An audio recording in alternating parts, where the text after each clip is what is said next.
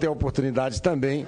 Todo mundo aqui, os universitários ficaram tudo nervosos. Nossa Senhora, trocou tudo agora. Então, está corrigido, está corrigido. Agora nós vamos ouvir também o outro convidado, nosso ilustre coronel da PM Militar do Estado do Rio de Janeiro, que tem uma larga experiência e que também vem hoje, nessa data, essa comissão, com esse propósito de colaborar, né, de ajudar nesse nosso relatório, nesse nosso trabalho, no sentido de que a gente possa aí reduzir substancialmente essa criminalidade, assassinato do jovem brasileiro.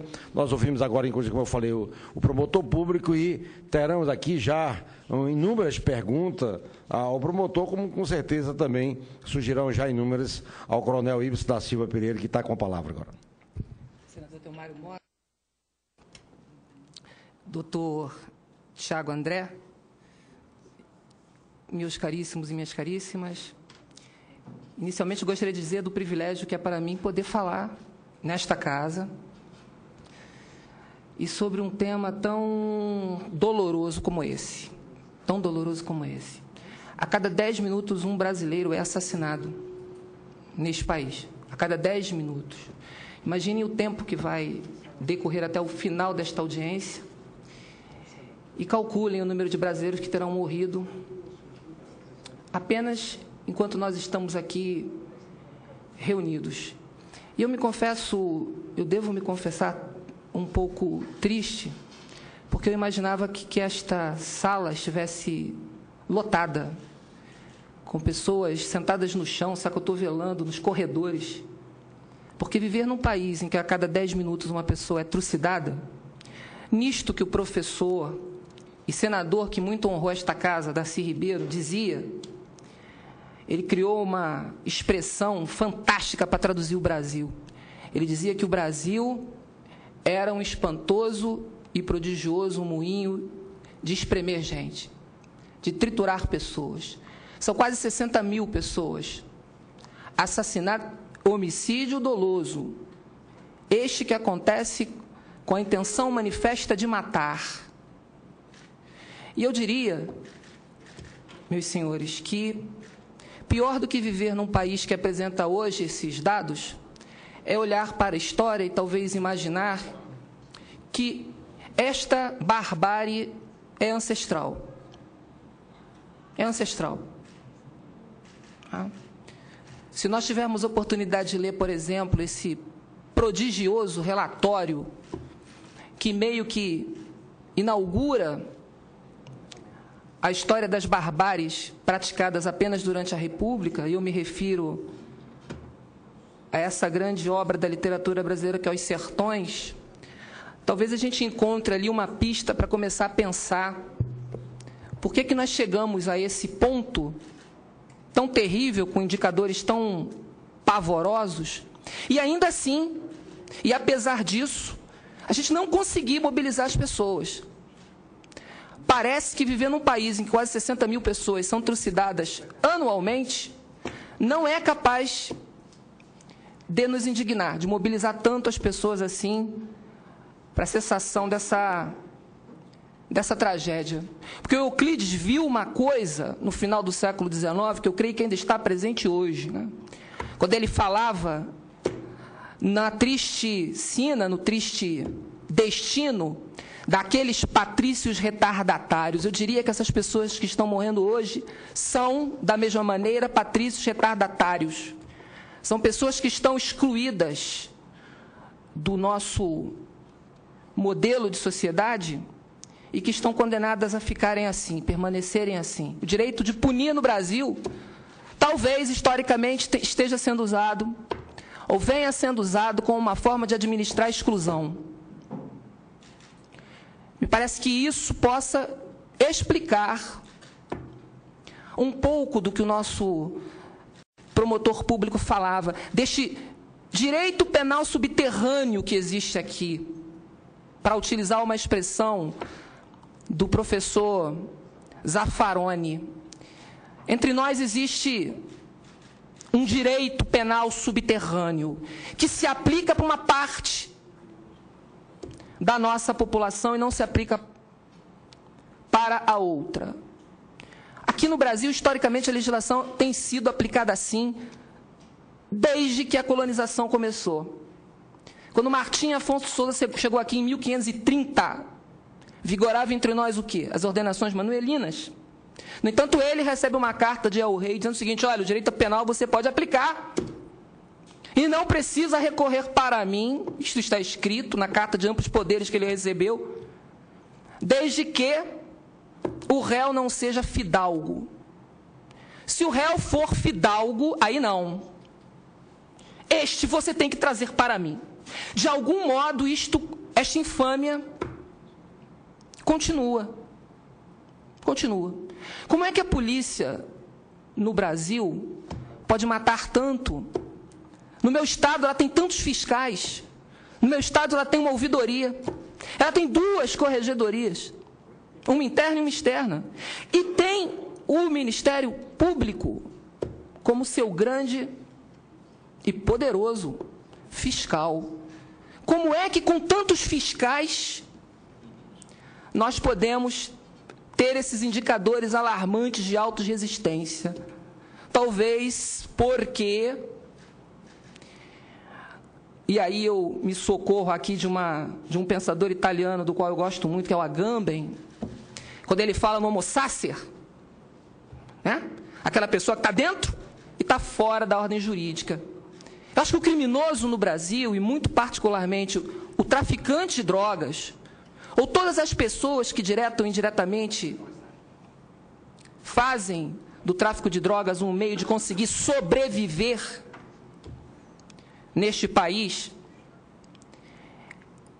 de algum modo, essas pessoas são ou representam a figura do homo sacer da qual nos fala Agamben.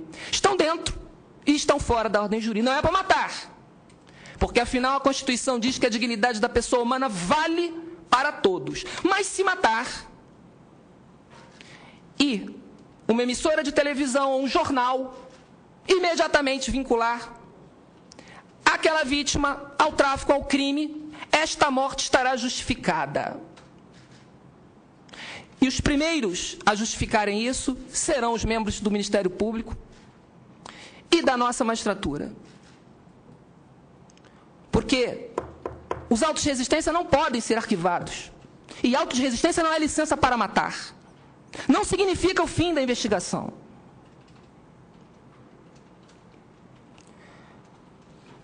Eu penso que esses homicídios querem dizer 2 coisas para nós. A primeira, nós temos uma obra da escravidão em pleno funcionamento, neste início de século XXI entre nós. Aquilo que o Nabucco dizia, lá no Abolicionista, quando ele nos alertava, olha, é preciso sim libertar os escravos, cessar com essa infâmia. Agora, é preciso também fazer cessar a obra da escravidão. A obra da escravidão ainda se faz sentir entre nós. Quando nós olhamos o perfil dessas vítimas, desses quase 60 mil, são jovens, entre 15 e 29 anos, negros e pobres, moradores das muitas favelas do Oiapoque ao Chuí. São excluídos, são losers, como dizem os norte-americanos, são os fracassados, aqueles que estão fora da nossa sociedade de mercadorias e que estão condenadas a permanecer fora. Então, nós temos aqui uma obra da escravidão entre nós, que precisa ser deslindada. Um outro ponto que me parece que esses homicídios querem nos dizer é o seguinte: o nosso sistema de justiça criminal fracassou. Ele é um fracasso colossal. Em 1988, quando nós fizemos esta Constituição que aí está,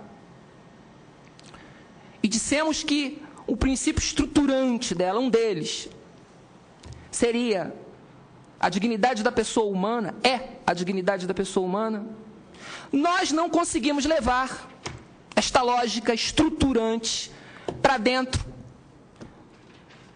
do artigo 144 da Constituição, que, aliás, é a primeira Constituição republicana a ter um capítulo próprio para o tema da segurança pública. E, estranhamente, quando a gente olha para esse capítulo, a gente só enxerga nele polícias.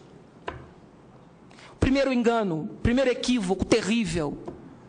Reduzir segurança pública à polícia. Segurança pública é muito mais do que polícia. Muito mais do que polícia. E aí eu falo da minha, particularmente, que eu tenho 32 anos nela. Eu exerço polícia ostensiva no Rio de Janeiro há 32 anos, na cidade do Rio de Janeiro. E quando a gente olha para a atividade que o legislador de 88 nos deu, está lá escrito que cabe à Polícia Militar a preservação da ordem pública. E o que é isso? O que é isso? Que tipo de ordem? Que tipo de atividade? Nós precisamos conceituar melhor as atribuições policiais e o próprio sentido de polícia. O que é polícia num Estado que se diz democrático e de direito? O que é polícia? O que é o judiciário? Qual é a função do judiciário num Estado democrático de direito que quer construir uma sociedade livre, justa e solidária? É preciso dizer isso, é preciso definir isso melhor. Porque, de 88 para cá, este Estado que quer construir uma sociedade livre encarcerou como nunca. Do final dos anos 90 para agora, nossa população carcerária multiplicou por 7, senhores. Por 7. No início dos anos 90, nós tínhamos alguma coisa em torno de 110 mil presos neste país. Hoje nós temos quase 800 mil, senador. É assim que nós vamos querer... É assim que nós estamos construindo uma sociedade livre? É desse jeito? Encarcerando? A principal função de um poder judiciário num Estado democrático de direito é impedir, é frear o poder punitivo. Frear o poder punitivo. E aí eu concordo inteiramente com o nosso promotor de justiça aqui. Porque nós não podemos nos iludir com isso. O fato da Constituição dizer que somos um Estado democrático de direito não significa dizer que no dia 6 de outubro nós passamos automaticamente a ser um Estado democrático de direito. Não. E eu penso que essa calamidade, este morticínio, é a maior prova do quanto nós temos que caminhar para efetivamente sermos um Estado democrático de direito. Então, eu penso que passou da hora, e eu concordo inteiramente com o nosso doutor Tiago, passou da hora de discutirmos uma mudança significativa, substancial, na política criminal desse país, notadamente aquela de drogas, a de drogas. Nós temos que parar de pensar o enfrentamento a essa questão de drogas pelo viés bélico, pela perspectiva da guerra. Nós poucas vezes paramos para pensar o que representa para um servidor público, para um policial, participar de uma guerra. Como a guerra altera a sua subjetividade. Como a guerra altera os marcos morais desta pessoa, porque altera. A guerra embrutece. A guerra embrutece. Ela transforma qualquer um de nós aqui, qualquer pessoa que esteja me assistindo agora, sentado na sua sala, qualquer um que seja submetido a esse processo de embrutecimento, tem a sua humanidade machucada, violentada. E o que sobra dessa alma humana está invariavelmente, tem a sua humanidade, é isso que eu quero dizer, tem a sua humanidade comprometida. Há uma pensadora francesa que dedicou sua vida a pensar a questão da violência, Simone Weil. Simone Weil escreveu uma obra fantástica, um ensaio, a Ilíada, o poema da força, como poema da força. E ela olha para a Ilíada, essa grande obra que funda a literatura do Ocidente, ela diz assim, olha, o protagonista aqui não é Aquiles, não é Heitor, não é Agamenon, o protagonista aqui é a força. E o que a força faz com todas as pessoas a quem ela morte. Nós olhamos aqui o que a força, o que a violência fez com 56 mil brasileiros, o que ela faz com 56 mil brasileiros. E o que ela faz com a alma daqueles que são os algozes? O que ela faz com a alma, ou o que ela fez com a alma de todos nós, que crescemos numa sociedade que ainda pensa em termos de senhor e de escravo? O que ela fez com as nossas almas? Porque cada violência que um escravo sofreu nesse país, a alma do seu senhor, do seu algoz também era violentada. E isso se estendeu para todos nós. Nós somos um povo corrompido por 400 anos de escravidão. Corrompidos moralmente por 400 anos de escravidão. Por isso que vamos assistir a um filme como Tropa de Elite e batemos palma para cenas de tortura. Eu assisti aquele filme em 4 cinemas diferentes, de 4 bairros diferentes. E o comportamento da plateia foi o mesmo. Rindo, senador. Batendo palma. E é por isso que quando um traficante ou alguém ligado ao narcotráfico morre, é executado pela polícia, a sociedade é a primeira a apoiar. Isso não a atinge, isto não a indigna, isto não a incomoda. Herança da escravidão. Então, a questão dessa obra maldita que está aí para ser equacionada não é só nas vítimas em potencial do crime, é também na alma dos algozes, na alma de todos nós, que não nos indignamos com isso e não lotamos esse plenário para discutir essa questão que é uma verdadeira vergonha para a nossa jovem democracia. Obrigado.